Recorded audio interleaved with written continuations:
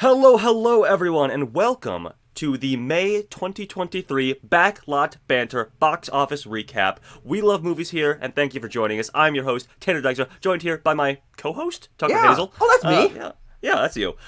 We are here to, again, as I just said, talk about May 2023 as it stands in the domestic and global box office. How did these summer movies, the kickoff of the summer movie season, mind you, how is it faring? Are we in a good place for the summer 2023? Are we in a bad place? Are we somewhere in the middle? Yeah. We'll find out as we break down the box office returns of all these films. But before we get into that, I want to remind you to please subscribe to Back Lot Banter if you want more fantastic content like you're watching right now. Yeah. There's a lot coming. We've got like 5 videos that are already recorded, or that we're recording this weekend. It's gonna be busy for the next few days. It's a busy Back Lot Banter time. My computer's gonna be like exporting. It sounds like that already. If I'm hearing correctly. No, well they're not gonna hear that because Premiere has the denoiser effect. Yeah, this is an ad placement for Adobe Premiere Pro. Yeah. Use it for all your video editing needs. Yeah. We're hoping that they'll pick us up as a sponsor. Oh, please. But anyway, awesome. I'll continue doing the plugs. Sure. Ring the bell. That you know what that does. Like the video. Comment. Because we do have some community feedback upcoming in this episode. And I'll say, comment. I'll change it up a little bit this time. Comment what you think is going to have the best opening weekend this summer or this month. Month. Just the one? Yeah, just June. Don't we want them to do their top 5? Oh sure, you do your top 5. Yeah, that's like part of the thing. But I was thinking for a nice looking pie chart, which spoilers is what we have for you here again. Yeah, give us your top 5. Give us your top 5. Yes. We show you ours. You show us yours. Perfect. How about that? That's how we like it. Yeah. Anyway, Tucker, time for May 2023. Are you ready? I was born it. You were born it? Born ready? Parentheses ready. Yeah.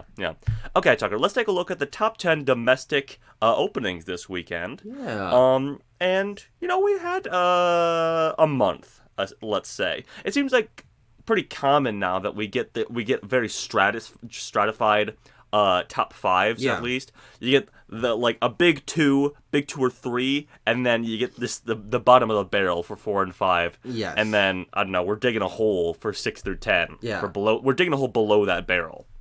Yeah, I believe that you told me that this was the first month in a while in which every single movie in this top 10 in terms of openings made over $1 million.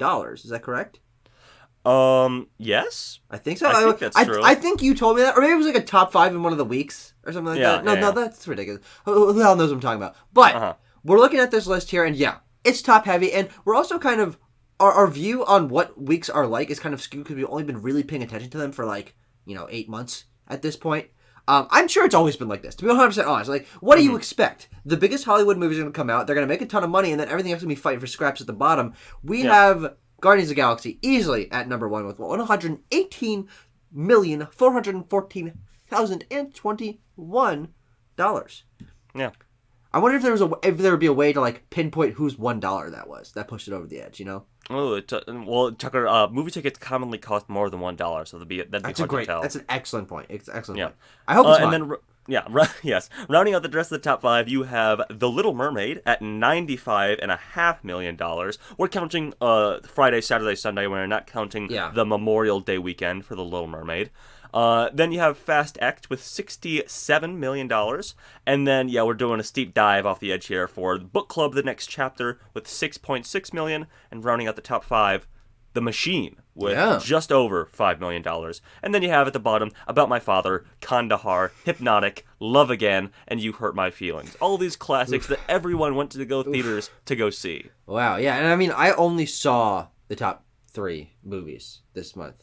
Yeah, I mean, I saw the top 3 and also number 8 and number 10. Bizarre. Yes.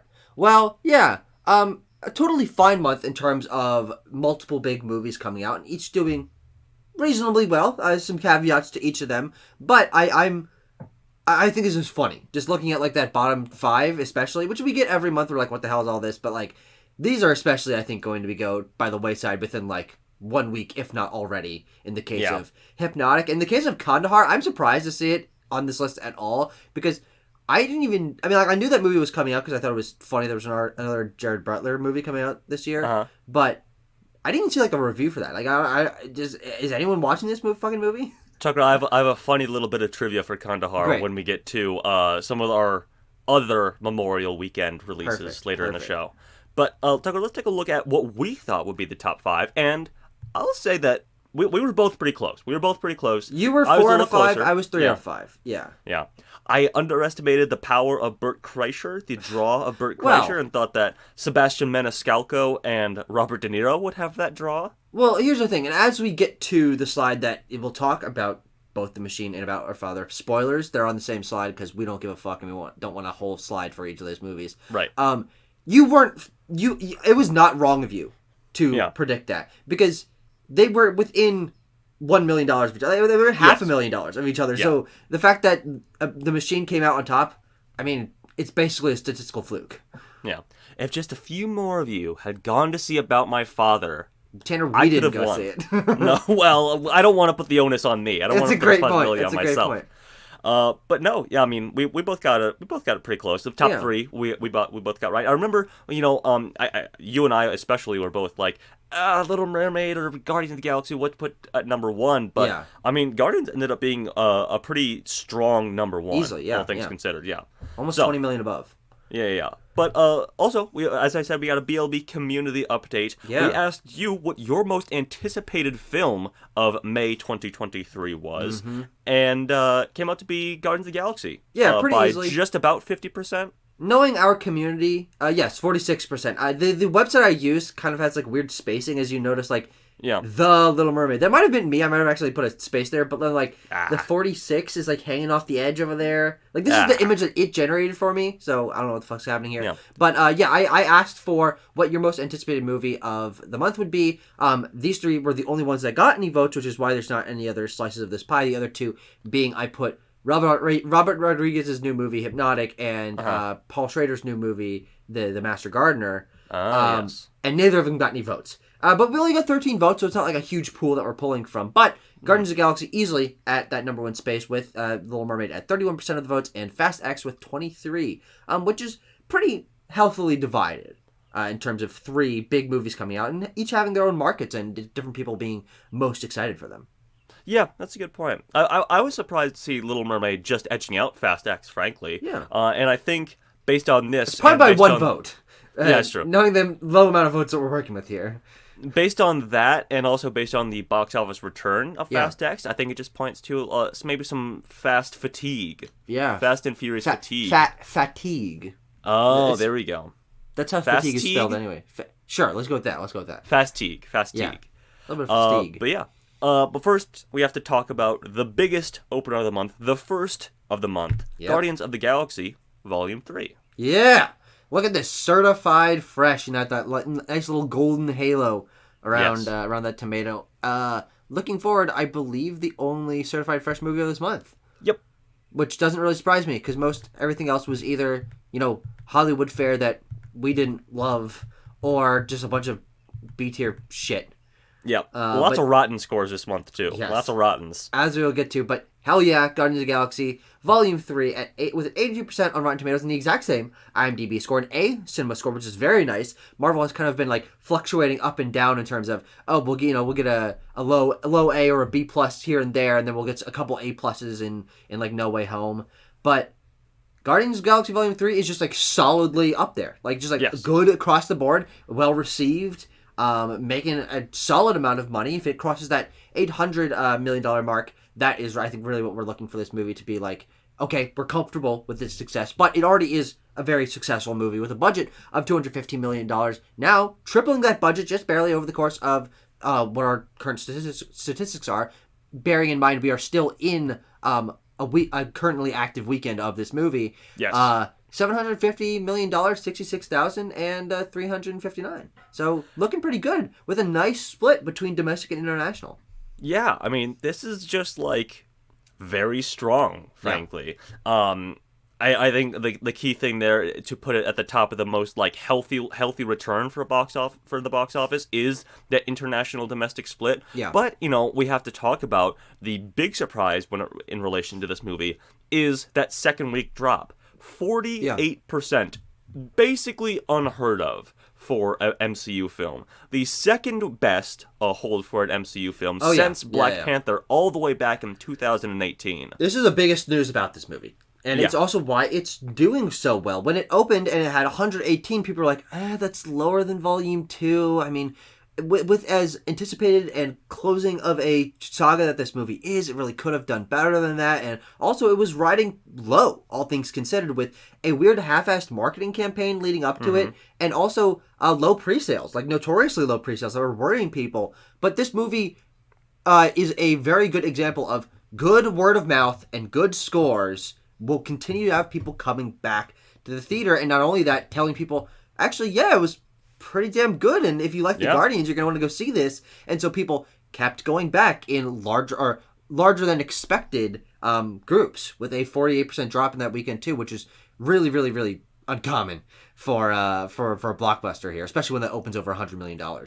Yeah, I think it's also important to point out that, and I point this out every time that we talk about Guardians, I feel like, is that it's casual fans. Casual MCU fans love the Guardians movies. They show out for the Guardians movies. That's why they can survive a bit longer after that big opening weekend rush. Big don't want to be spoiled, got to see the post-credit scenes opening weekend MCU rush. Yeah. And it's held strong here. If we compare the running total of Volume 3 to Volume 2, as you said, it might come close to that 800. That might be a bit of an ask to make it have a I think it will. I think it'll squeak by that. Okay. But that still puts it about 60 million short of the total haul for Volume 2. Which just points to that, yes, while Guardians is a big success for the MCU, especially where it stands currently into its typical box office returns, as I placed at the bottom here, it is still the lowest debut for an MCU summer opener, which is, the MCU film that opens up our summer, that typically that May, early May release. It's the lowest debut for one of those, and it's still opened 19% lower than Volume 2. So... yeah. Caveats. Exactly. Caveats. And we're going to be talking about those same caveats with both the other big movies this month. But Volume 3 having the least caveats, because there's actually some surprising things about it, as we were talking about. It's this is actually doing slightly better than we anticipated here. But with the current sort of rocky state of the MCU and people wondering about superhero fatigue, I think this is a good example of the fact that you put out quality content, people are going to go see it. And of course, we're also currently in the midst of Across the Spider-Verse being gigantic and being incredibly well received. I think it's like the fourth highest rated movie on the Letterboxd Top 250 at the moment. So superhero fatigue doesn't really exist, although this I think is lower than maybe we could have expected this movie to do, if it came out 4 years ago. If the movies are good, and the reason that Quantumania and Shazam! Fury of the Gods didn't do well, and people were saying doom and gloom for superhero movies, is because they weren't good. And now we have a good movie doing well in that genre. So we will have to see by the end of the summer. Of course, we still have other big examples coming out that will maybe put a question mark on if this really is still a thing, superhero fatigue. But this is a tick in the opposite direction of what the two horseshit superhero movies that started off this year were kind of making us think. Yeah. I mean, Tucker, I think you put a nice bow on it there, and the thing I would say is that I still think this might be like best case scenario for the MCU going forward. Unfortunately, I think that's just a bad that's just going to be a bad outcome from the MCU, until we get like Secret Wars and Kang Dynasty. Maybe Fantastic Four will do some numbers here as well, but yeah, I just think that this might be like something of a swan song for the box office returns of the MCU. But I could be wrong, and I very well may be wrong. So, now, Tucker, grab that steering wheel, and press that NOS button, and slam those brakes, because we are drifting is what I meant to say. Drifting into... Okay, swip. Yeah, drifting into Fast X. Now, Fast X is an interesting one, because as I said, I think we're suffering from a bit of fast-tigue, #fast-tigue, get it trending, everyone. Whoop, whoop. Hype. Because it's a bit underwhelming. to say the least, domestically. It does not help that this film cost apparently $340 million. Absurd. It has... You don't feel it. Yeah, well, yeah. It has made that back at the total across the board box office, but domestically it has not even it hasn't even made 150. It's not made a half of that budget back domestically. Which is bad news. Bad news for the Fast and Furious franchise, especially considering we have anywhere from 1 to 4 of these movies still in the pipeline, still in development some way, somehow. Yeah. Maybe more. Because I think... Okay, so this is a sidebar, but... Yeah. Since the release of Fast X, which was notoriously underwhelming and bad, Vin Diesel has said that there might not just be a part 2, but a part 3 to the conclusion of the Fast saga.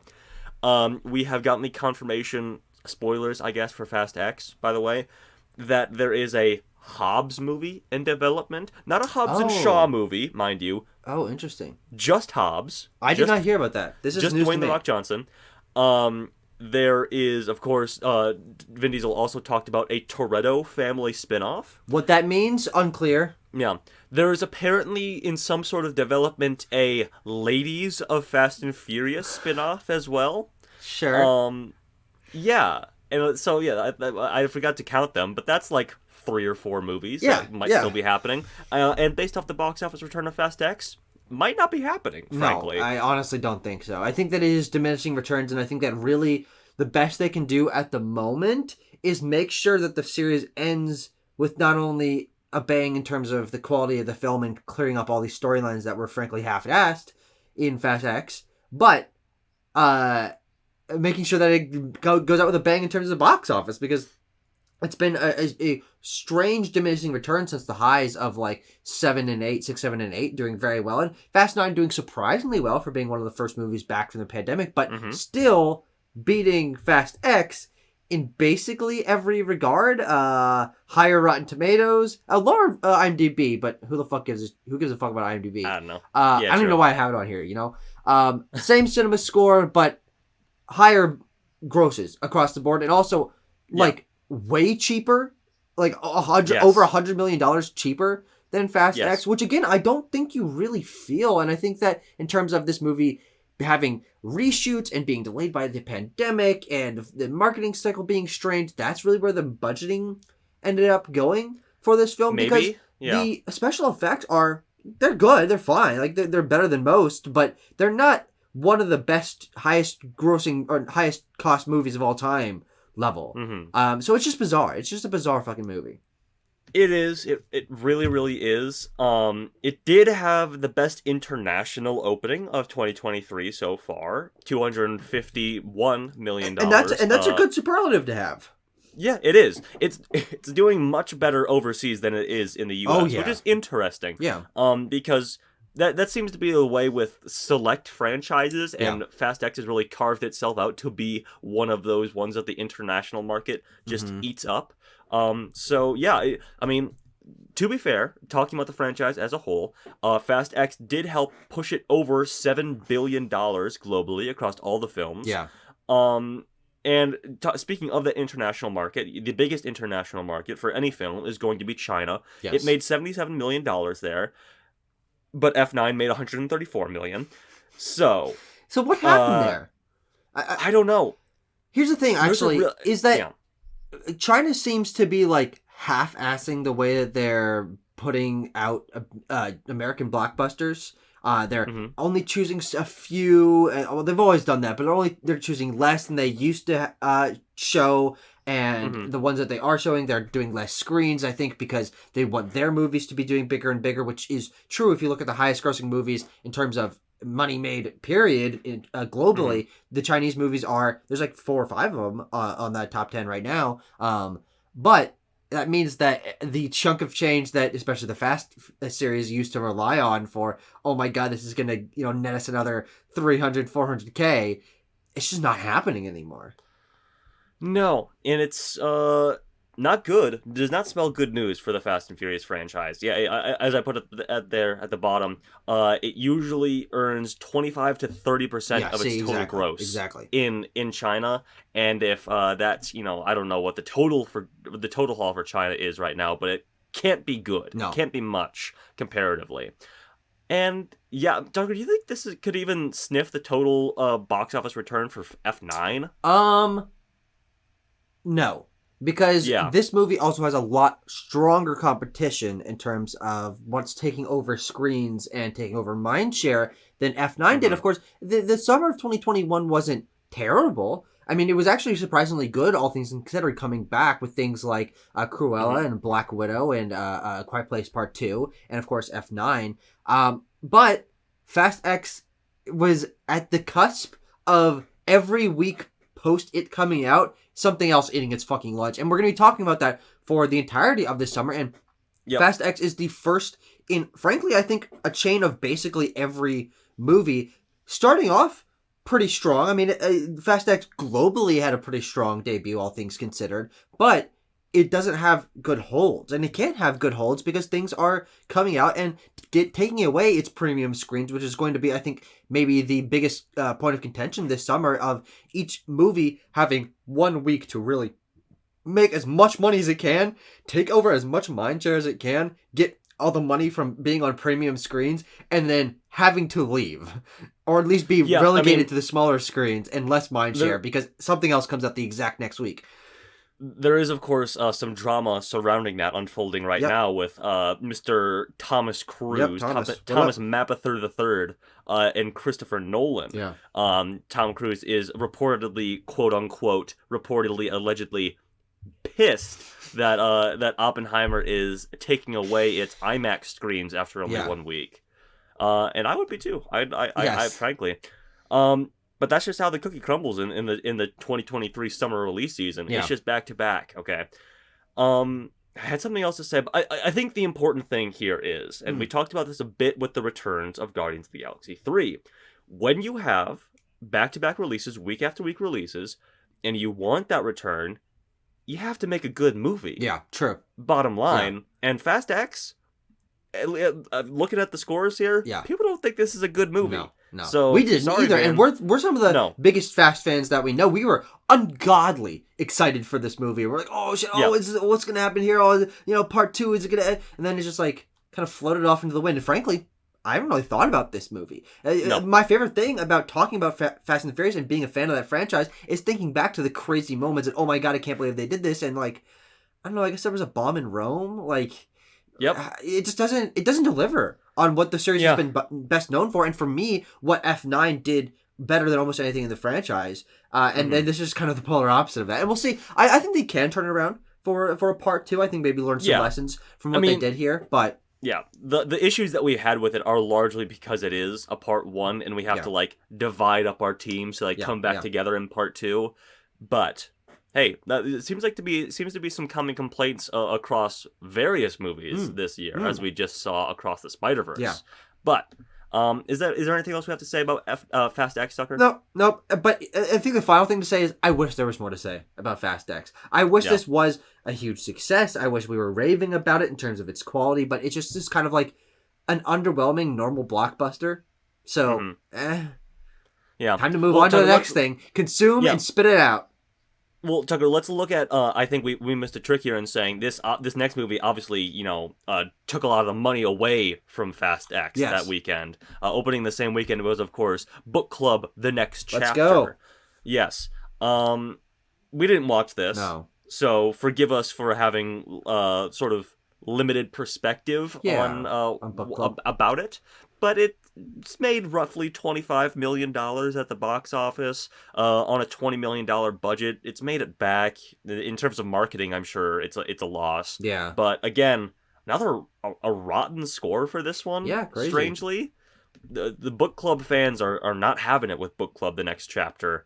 It opened 53% lower than the initial installment, which is interesting because that initial installment, I looked because I remember, these book club movies are always like the counter programming to some giant blockbuster. In 2018, the original book club was a counter programming to Deadpool 2. That's the craziest counter programming you can possibly get.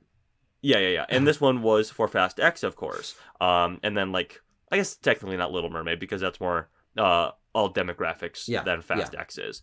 But regardless, it just didn't work out this time, I guess. Yeah, I don't know. I mean, I think that this is kind of in that same example of when we were looking at 80 for Brady and some of the other just more basic comedies that have been coming out, or even rom-coms that you look at, like Love Again coming out this month, is that the place for this genre of movies is now streaming.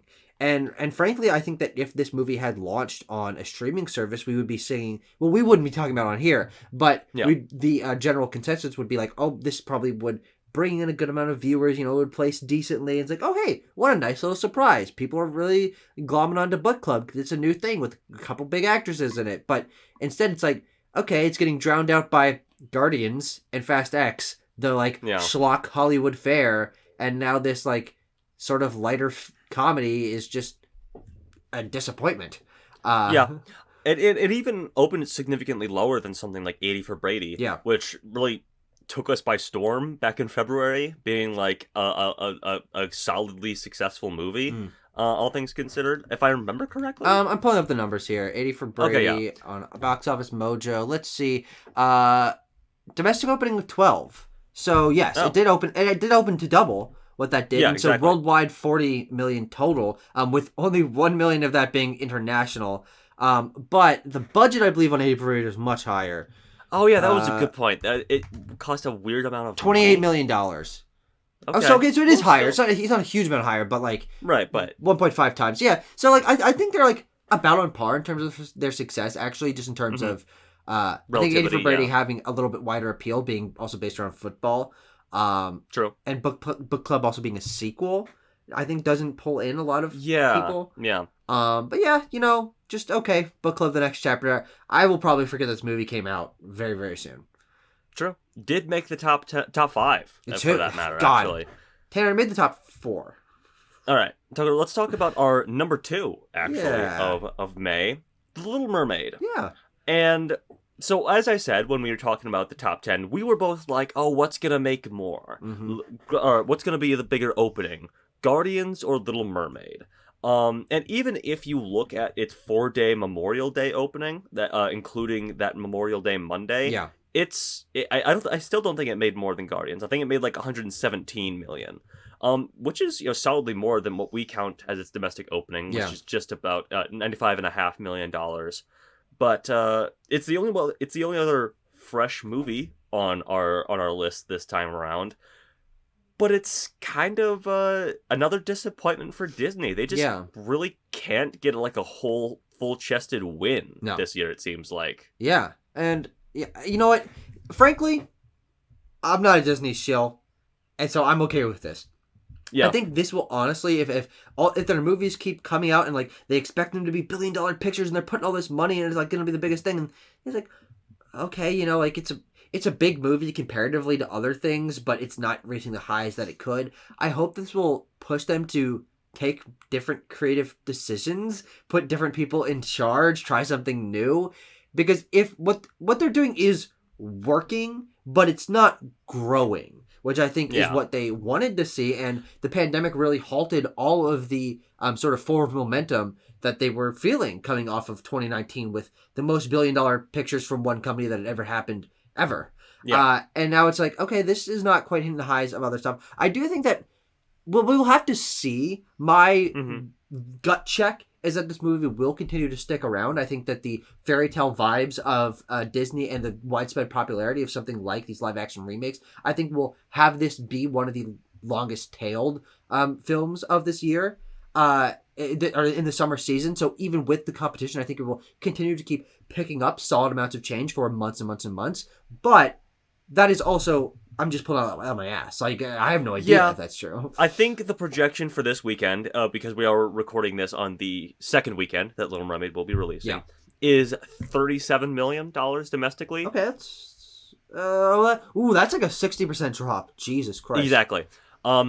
It's bad. I think you said, Tucker, that these things aren't growing for Disney. I would say, in fact, that they are shrinking. Yeah. Certainly. Especially since you brought up 2019. This is really them like trying to recapture some of that 2019 magic. It hasn't been working out for them in terms of their Marvel releases. So they're like, let's go to the other thing that made us $1 billion in 2019. Yeah. Multiple billions, in fact. True. Live action remakes. They had Lion King and Aladdin. Aladdin in the same release window. That's true. Oh yeah, they did have Dumbo, didn't they? But yeah, I collected the top 5 Memorial Day 3-day openings for that week, this Memorial Day weekend. Mm-hmm. As I said, Little Mermaid ended up making 117, and it did crack into the top 5 of those Memorial Day openings. So that's something. It is. It's behind, some things like some mid-2000s classics like X-Men: The Last Stand, Kingdom of the Crystal Skull, Pirates of the Caribbean: At World's End, and last year's Top Gun: Maverick sitting solidly at the top of that list. That's pretty cool. I forgot that was the biggest Memorial Day weekend of all time. Though these are also the 3-day numbers. Is the listing different if you stretch it to 4-day?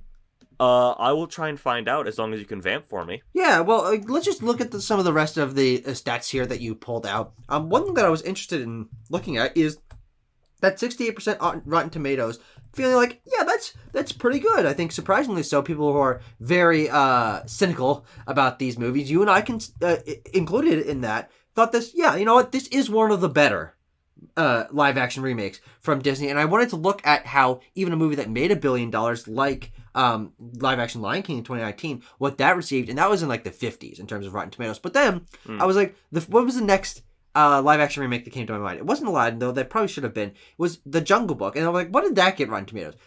Tanner, throw me your best guess at what The Jungle Book has on Rotten Tomatoes. Ooh, 65. You could not be more fucking wrong. It has a 94% on Rotten Tomatoes. What? For a critic score? Let me double check that. The Jungle Book, 2016, 94% on Rotten Tomatoes. Yeah. 80%, 86% audience score. I mean, I guess it. To be fair, if I can rationalize that, it was like the first one where they're like, we made these animals look real. Isn't that crazy? Yeah, I guess so. For that measure, and also I think the Jungle Book, the original Jungle Book, is less well beloved than like maybe Lion King and stuff like that. Certainly, so and Aladdin for that measure. But yeah, I don't know. So this is just like kind of in the middle in terms of it's actually nearing the lower end in terms of its success financially, but in terms of critical reception, I think you and I would agree this is one of the better ones that they've done. So I guess they're turning in a good direction for that, and we'll have to see how Moana turns out. Yeah. What is the next one? Is Moana the next one? No, Snow White's next year. Yeah, Snow White is next year, March of next year, I think. That's crazy. I wonder if that'll be big. So a lot of people were comparing Little Mermaid to Aladdin in terms of draw. It opened internationally. It opened 20% behind Aladdin because a lot of people bringing up the numbers like, oh, Little Mermaid's not actually that big of a flop. If you look, it's actually doing similarly to Aladdin. And the counter to that is, of course, look at the international numbers, buddy. Yeah. It is not doing well internationally. Yeah. Huh. 20% under Aladdin, 53% behind Beauty and the Beast, which apparently, that was still in like the golden age of Disney but just printing money with this stuff. Oh, absolutely. But I think what's interesting is looking at the international total for this. It's not only underwhelming for these, for this movie in itself, but just like almost all of the big Disney movies that have made $1 billion rely incredibly heavily on the international market to float like over half, easily over half, if not significantly over half of their total gross. I'm looking at Aladdin's total gross, 66% international, $700 million overseas, and now we're like half. It's like 66% domestic instead of international, which you do not want to see in terms of the success of this movie. Yeah. And also, I just put some demographic breakdown here. Opening weekend audience for Little Mermaid was 68% female. 50% of them aged over the age of 25. Interesting. So I think frankly, that's who they're targeting. I don't know if they actually. I don't know if they collect data on like if you bring your kids, like if they count that as like.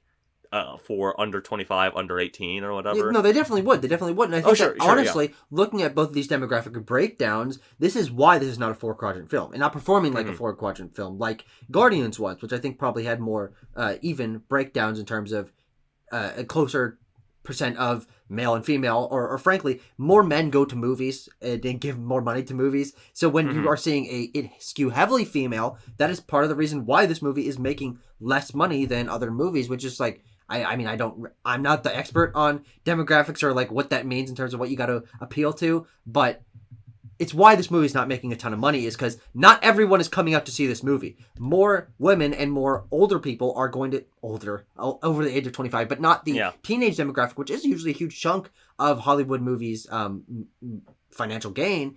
Yeah. Those groups are not coming out to see this movie, so it's why it's not making a ton of money. Yeah, but obviously it's the people who have nostalgia for Little Mermaid, people over the age of 25, all us youngins have nostalgia for Pixar movies. Can you believe it, Tucker? They're pretty soon, Tucker, next 10 years, they're gonna do a live action remake of a Pixar movie. Yep. And I think I told you while we were in Little Mermaid that I think it's gonna be A Bug's Life. That would make the most sense. That's my thought process. Yeah. Oh, Tucker, can you imagine all the realistic looking Bugs Life characters we're gonna get? How monstrous they're gonna look, and how like uninteresting of characters they're gonna be. I mean, imagine you're looking at Flounder, and he's got a funny mouth, but like, what's it? Flick, I think, is the main ant character in A Bug's Life. It's gonna be a fucking ant. Yep. They got those models left over from the Ant-Man movies though, so that'll be easy for them. It'll be easy for them. Also opening Memorial Day weekend were, of course, the two strangely similar comedy films. Bizarrely. So you have About My Father and The Machine, which are both headlined by popular stand-up comedians. About My Father having Sebastian Maniscalco, The Machine being headlined by Bert Kreischer. Both of them heavily sort of inspired by these guys' stand-up work. Sebastian Maniscalco doing lots of bits about his Italian father. Bert Kreischer having, of course, his famous bit, The Machine, which is about like him going to Russia when he was 16 or whatever. And both of them have a big star as this guy's dad. Yeah. About My Father with Robert De Niro, The Machine with Mark Hamill. Yeah.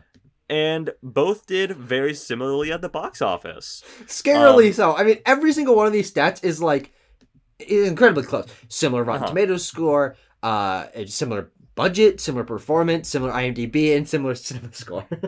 Yes. That's crazy, man. I can't believe that both these movies came out on the same day. Yeah, it'd be weird if we were like, oh, hey, these movies came out in the same year. Oh, haha, isn't that funny that like, both these guys kind of came up with like a similar idea, and they did similarly, but they released 7 months apart, so whatever. But it seems like there's just not a market for these movies, and also people just don't like them. And now we've gotten like 2 of them out of the way, and we don't have to be like, oh God, oh look, they're doing another About My Father in 7 months. Yeah, exactly. I don't know if there's a whole lot to say about this, other than this is just another nail in the coffin of comedy movies in 2023. Yeah. We didn't. Of course, we'll see if No Hard Feelings is the saving grace this month. Yeah. So, bad stuff from comedies and from Sebastian and Bert. We didn't read these out, but you have them on this slide. These are the second and third lowest Memorial Day openings with a 2,000 plus theatrical release being released wide. That's just funny. I mean, do you know what the first is? I do know what the first is, Tucker. You want to take a guess? No, how the fuck would I guess? No, Tucker, take a guess. It's also a movie that released that weekend. Oh. Was it the Julia Louis-Dreyfus one? No. It's a 2,000 plus theater. Oh, Kandahar? It is Kandahar. Oh my God. We have the top 3 worst performers at the Memorial Day box office. Insane. Opening above 2,000 is the caveat there, but the top 3 all came out in Memorial Day weekend. Memorial Day weekend 2023. And guess what? They're all in our top 10 highest opening movies of this month. Oh, God. That's crazy, man. Yeah. I looked it up. Kandahar only made like $2 million or something like that. Yeah. We're not going to see it. Even though we're not. The big plane heads we are, we're not seeing Kandahar. Yeah. Sorry, Jared. Sorry, Jerry. And that's it. Yeah, that's it. And now to talk about the other things that happened this month. Yeah. Because frankly, I mean, I don't think this is a very interesting month. It's just like, okay, big movies coming out doing fine, and some smaller movies doing not fine. But, at least there's some other news that we've got going on here for headlines. Yeah, well, bad news in terms of theatrical releases, because the film that Tucker, we are both ecstatic and over the moon excited for, Strays, has been delayed until August 18th. Yeah. I forgot about that. Oh, well. Yeah. I haven't seen that trailer in multiple weeks. That's true. They have taken it away from things, which is good.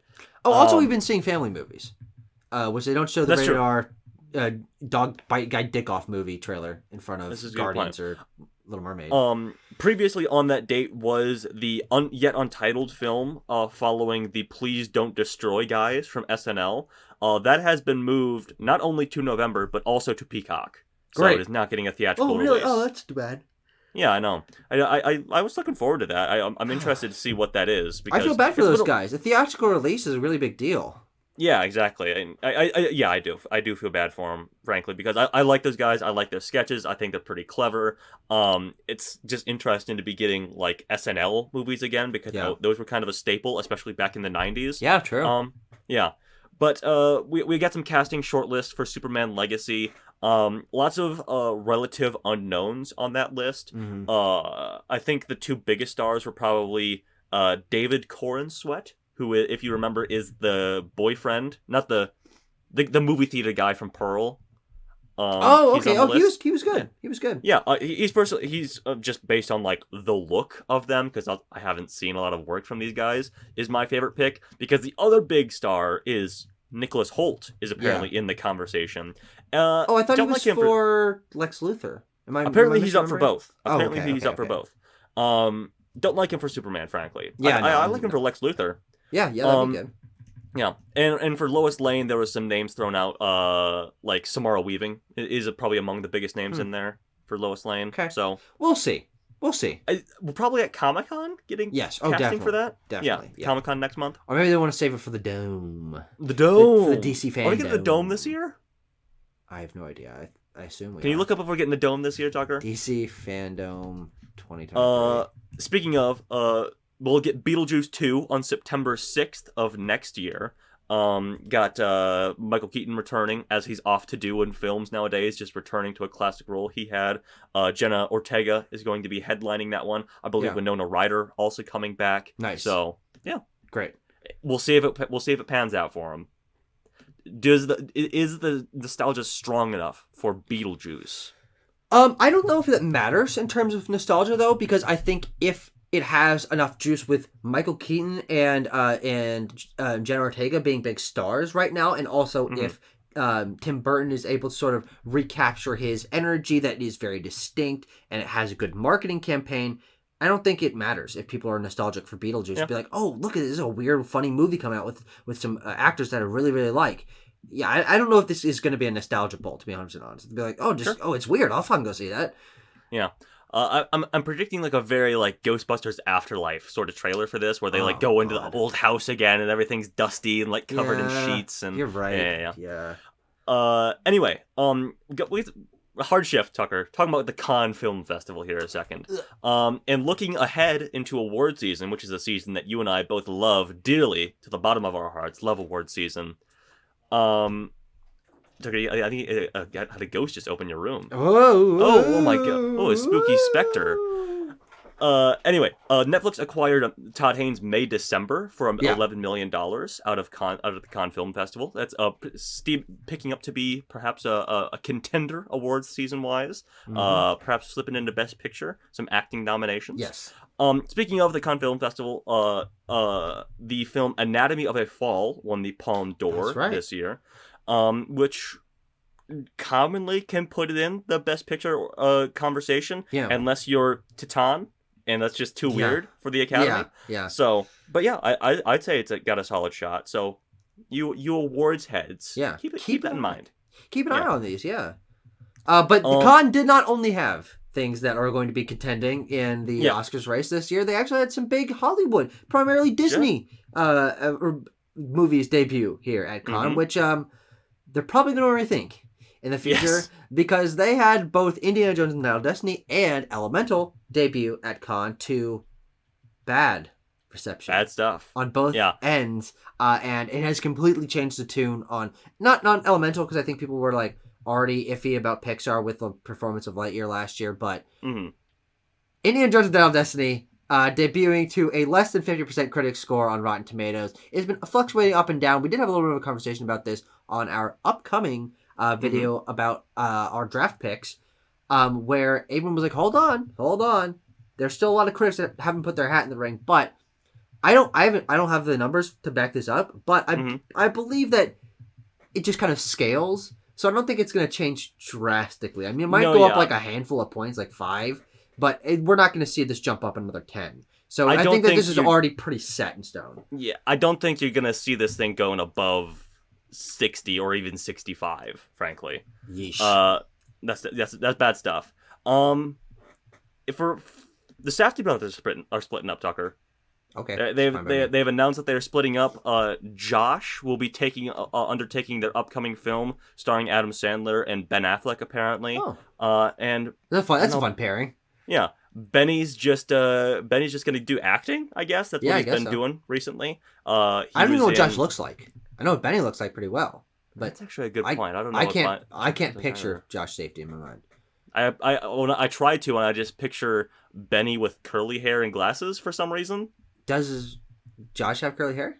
I don't know. Oh, you're just coming up with that. I picture Benny, but in like a Groucho Marx costume. I see. I see. Yeah. Sure. Okay, they'll split. That's fine. Yeah. David O. Russell is making a fucking Madden movie about John Madden and the Madden games with Will Ferrell.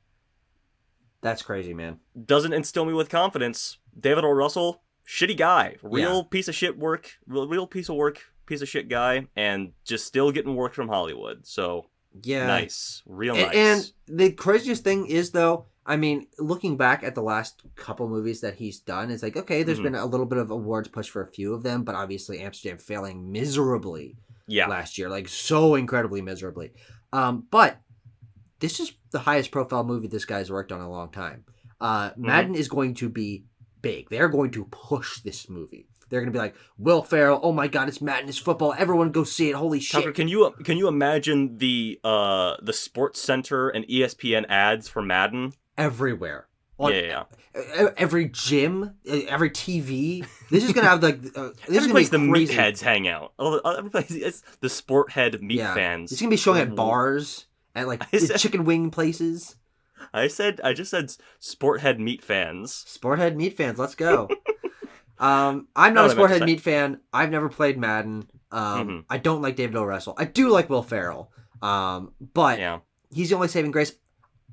I'm a sicko, so I'll still see this movie. Because I'm morbidly curious about this movie. I don't have confidence in it, but I'm morbidly curious about it. I might pull in Amsterdam and not pay to go see this film. Sure. That's good. I like that. I like that idea. I'll do the same.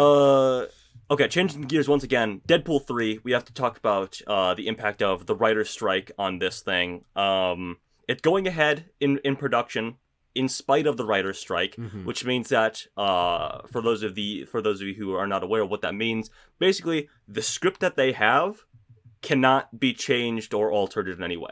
Yeah. Especially by Ryan Reynolds, who is a WGA member after 2016's Deadpool, rather. Yeah. Famous for doing his quirky little improvisational stuff, saying balls and ass and dick and whatnot. Can't be doing any of that. Sorry, Ryan. That's crazy, and I frankly that's a very bad sign for this movie. Another point to counter that though is he's just going to be wearing a mask so they can just CGI over the mask moving. That's an excellent point. Yeah. Yeah, there can be a lot of post-production writing going on here. It's like, okay, slap him in a recording booth with a microphone for 4 days without food or water and see what happens. See what happens. But that is, of course... see what comes out of him. That will only have to happen after the writer's strike is resolved at some point in the future. Yeah. So, and it also might get worse as apparently the Actors Guild and the Directors Guild are also looking at striking soon. And if that happens, that's Hollywood. That's Hollywood shut down. You can't do anything at that point. So maybe they should just pay people fairly. What? Frankly. No, that's crazy. That's too easy of a solution, Tanner. They've got to be more complicated. My mistake. Other quick stuff. John McFive is in early development, apparently. Yep. So there you go. A live-action Miles Morales film is also in development. This is in the lead-up to Across the Spider-Verse coming out. Amy Pascal get a big, Spider-Man's the biggest hero ever. We're making so many goddamn Spider-Man movies. You're going to be shitting Spider-Man for a week. They're making a live-action Miles Morales movie. They are indeed, she confirmed that they are in early stages of development on a Tom Holland fourth Spider-Man film. Of course, these are also impacted, as John McFive is as well, by the writer's strike. Yeah. Can't be doing any writing of these scripts while the writers are on strike. So they're in development for what that means without a writer. And probably coming out later because of that. Yes, I mean, what you can do is start working on. Well, hold on. I guess they can even start working on concept and stuff because that requires writing. Or I don't know the rules of any of this, but okay, a Miles Morales movie is in the works. We can't come up with the location or characters' names. I guess that aren't already established because then that counts as writing something new. This is rough. But I think it just means this movie will come out later because they can't work on them. Yeah, exactly. And finally, and I stated it already when in talking about Fast X, Dwayne "The Rock" Johnson is back in the Fast and Furious franchise, and to celebrate this fact, he said, "We're making a Hobbs movie. Everyone wanted the Hobbs movie. We're making a Hobbs movie." And he said Hobbs movie, not Hobbs and Shaw, which is strange. Yeah. And he also said it will... Fast and Furious presents Hobbs. Yeah, it'll set up Fast X Part 2. So this is coming up first? I guess so. And we're just finding out about it now? I guess so. These movies aren't coming out for a while. Though I guess they probably wouldn't say anything if they wanted to make his return in Fast X a surprise, like a post-credits tease. So they might have been working on this for a little bit more than we think. But not writing it, though. No, they're not writing it. So, yeah, I guess it's coming out before Fast X Part 2. Great. Which is dated for next year, so how is that going to work? No, it's not. Yeah, I don't know. That's not true. On IMDb it says 2020, or maybe it says 2025. Maybe I'm misremembering. No, 2025. Yeah. Okay. No, there's no chance. There's no chance because I don't even know if they've started filming that. Yeah, probably. Oh boy. They probably haven't started filming this Hobbs movie either. No, but that's coming out next year. He's working on Moana. Yeah, he's working on Moana. Yeah. Headlines. Weird collection of headlines. Very strange. Not a lot of exciting stuff, to be 100% honest. A lot of question marks. A lot of, this is not looking as good, frankly, for something like May, December. Of course, that'll get it a larger role in the award season because Netflix is pretty good about promoting their stuff. But also, I would want to see a movie like that in limited release. I'd want to see it on the big screen. I'd rather not everything go to Netflix. Yeah, preferably.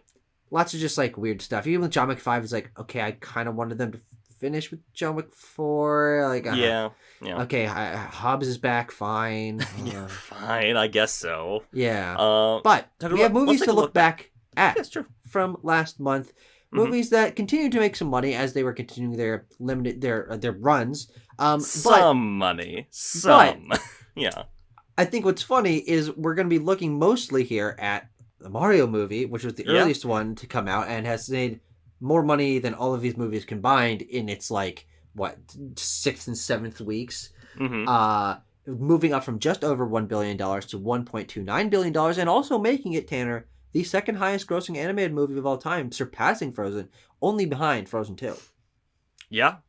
And what's interesting about this, actually, though, is I think there's very unlikely, but there's the possibility that over time it could squeak into that number one spot by a interesting combination of factors. This is absolutely going to be one of those movies that theaters will show as matinees for kids, $5 movie tickets. This is going to stick around for a long time.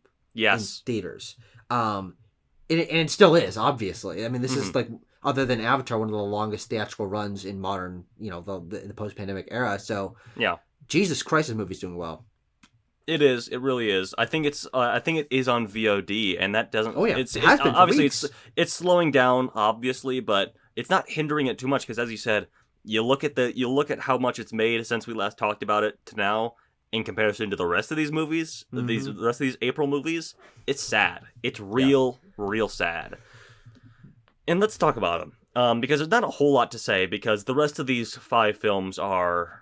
They weren't huge successes in the first place, and they've made a handful of millions of dollars. Yeah. Such as the next best story, I would say. Oh, I guess the 2 horror movies. Well, there's multiple horror movies. Pope's Exorcist and Evil Dead Rise are probably the 2 best performing overall. Easily, yeah. Yeah. Pope's Exorcist has made a grand total of $73 million, and that'll about wrap it up. Its theatrical run. Looking at Evil Dead Rise, made $145 million, and I think that is also completed its theatrical run. I don't know if it's showing a lot of places anymore. Going to Max, baby. Right? Going to Max. Renfield is the saddest one, frankly. Oh, it always was from launch. Yeah, from launch, it was really sad and has made a measly $2 million since we last talked about it. And that's done. That's not done. Shown anymore, no. Yeah. Beau is Afraid also has only made $2 million. That's crazy, man. But that was also limited release, Yeah. What's interesting about Beau is Afraid, though, is actually I think it has by far the highest per theater average of the year, with twice what the other movies have on that top 5. So it has a market and a superlative, but this is still like a gigantic loss for A24. A gigantic loss. Yeah. And the last movie, the movie that came out most recently when we did our April episode, Are You There, God? It's Me, Margaret, has made $20 million. So it doubled it. Yeah, it doubled it from when we last talked about it. So I don't remember what the budget was for Are You There, God? It's Me, Margaret. It's probably losing money, but $30 million. Yeah, no, but that's why we do this, because last time we talked about it, we left it on the note of making $9 million, which is no good. Bad stuff. And this is still not good, but it's double. No. It's a half less good, half not good, because it made twice the money. Half not good just means okay. That should mean it's all right. But we're also introducing, Tanner, something that frankly we should have been doing from the beginning of this show. Oh yeah. Which is every month we're going to be updating the top 10 highest grossing movies of 2023. Parentheses domestically. We don't know enough about the biggest films releasing out of China, and frankly, we don't have access to them because they don't really show over here, to where we want to be focusing on the movies we have been talking about, so we can give our thoughts on the order changing and what's dropping in and dropping out. But as it stands now, at the end of June, as of recording, we have our top 10 here with, obviously, Mario. Yep, at the top. Obviously, an uncontested strong number 1, because in that second place is Guardians 3 with 312 within this month, though. True, that's a fair point. Point.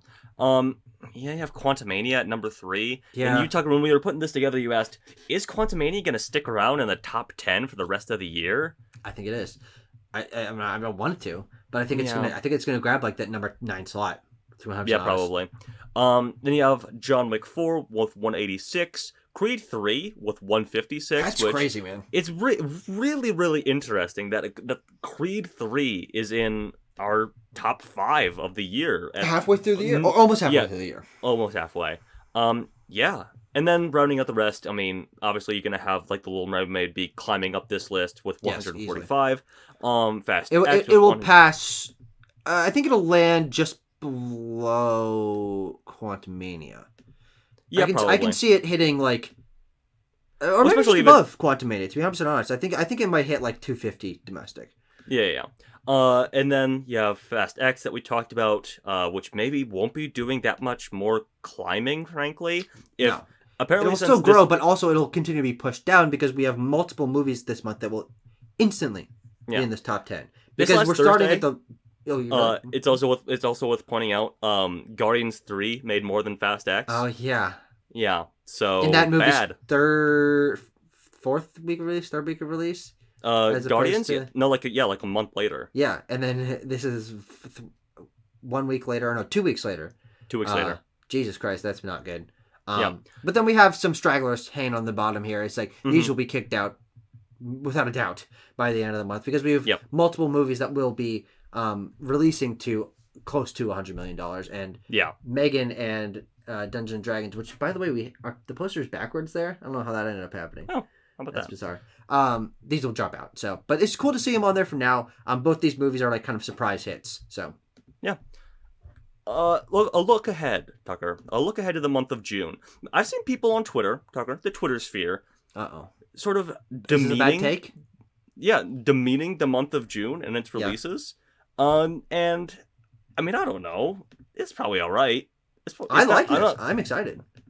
We have a movie that, Tucker, you and I have both seen at this point, Spider-Man Across the Spider-Verse, going to be doing gangbusters at the box office. Probably the box office story of the month.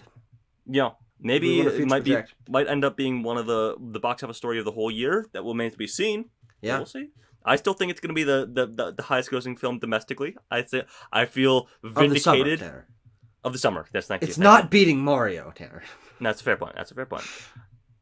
I still think that it's I'm vindicated by this with every subsequent story and new projection that comes out. But also releasing this weekend is The Boogeyman, which we also saw, which is good. Yeah. Has been trending downwards in projections also. Keen-eyed Back Lot Banter box office show viewers will see that Sanctuary was on here last month and is also here this month. Oh, because did I mess up? No. Because I think the release date got pushed around. It's actually releasing this month. I also put it in here because I wanted an even number of films. Of course. So, yeah. Transformers: The Rise of the Beast is next week, which is also trending up in projections. Oh, good for that. Might be apparently the best Transformers movie. Sure. It's also much shorter than a lot of them, so that's good news. Yeah. The Flash. Yep. We're going to be talking about a lot of this next month. I will be so fascinated to talk about this next month, Tucker. I'm so fascinated to see it. I'll be fascinated to find out how it does, and I'll be fascinated to talk about it a couple weeks after when we do our June show. Also, Past Lives. I think Past Lives is going to do quite well at the box office, comparatively, of course, relatively to its budget. Yeah. I don't know. I think there's a lot of excitement for Past Lives. Yeah. Elemental and The Blackening all come out on the same day. As The Flash. As The Flash, yes, of course. As we talked about, Elemental not shaping up to be super good, trending downwards in projections. Poor reviews out of Cannes.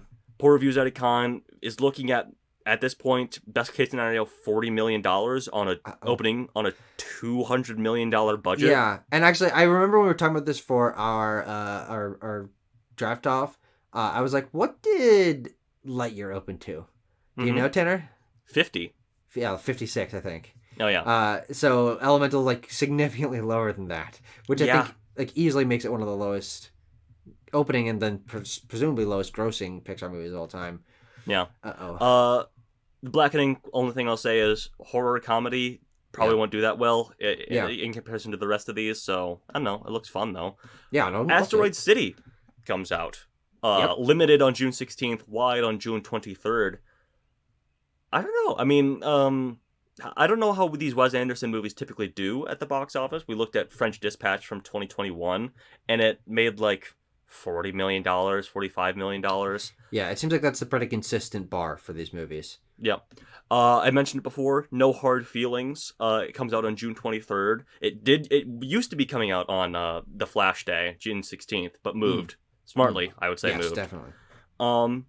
Will it be the saving grace of comedies? It's rated R. It's a rated R comedy, but its trailer is the highest viewed of rated R comedies on YouTube. Yeah. So will that translate into people getting butts in seats? We'll find out. And on June 30th, we have the aforementioned Indiana Jones and the Dial of Destiny. Don't know how this one's going to do. Yeah. This is a toss-up. I mean, I think this is going to be just such a fascinating month that it's also going to like really spell what this summer is going to be like. This is the biggest month of the summer, and probably the biggest month of the year in terms of most of these releases, meaning a lot to the industry on multiple levels.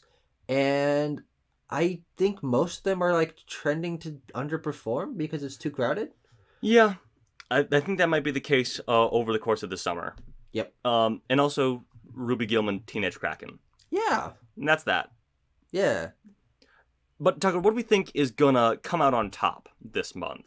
Because I think there's again, just like this month, I think there's a strong 3 and even a strong 4, frankly.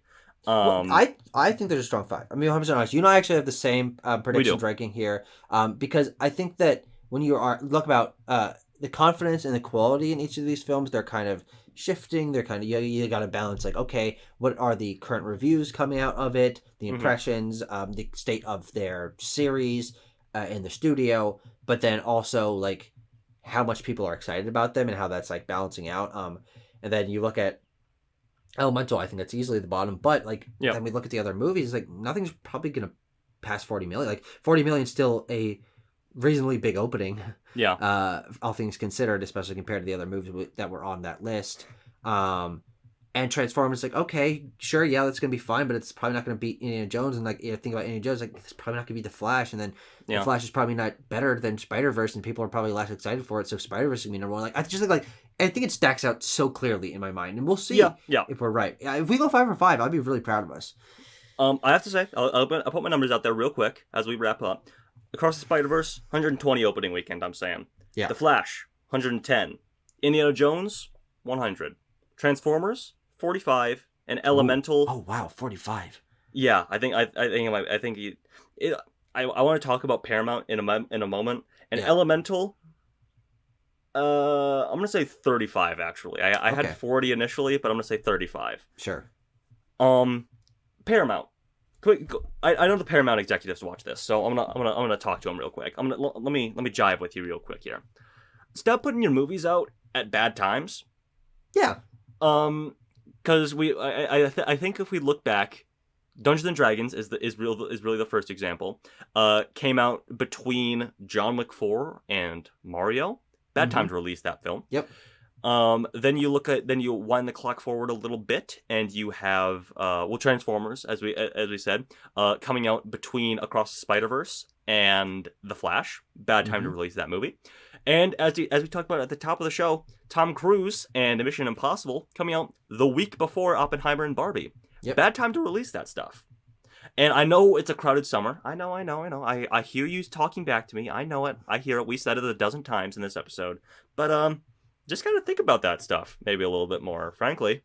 Yeah. I think what's interesting about this summer being so crowded is I hope that the studios will learn from this, because it's not like there's not space for some of these movies to be spread out more across the year. And frankly, as we've seen with something like Mario coming out in April and being probably the biggest movie of this year, the biggest movie of the last, of course we had Avatar and No Way Home and Top Gun Maverick, but for the foreseeable future, I don't see anything beating Mario for a while.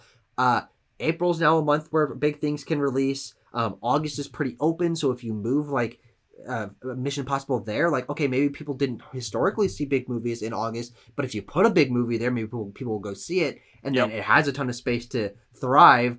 If they just spread things out, I honestly think that the entire industry would be healthier. But also, we've only been looking at this for like 8 months. We don't have all the data and the knowledge about this. We're not the ones putting out these movies, so they know something we don't. But it also seems like they're making decisions that are actively hurting their financial gain. And it's like, and also, like, I don't care if they make money or not, as long as the movies are good.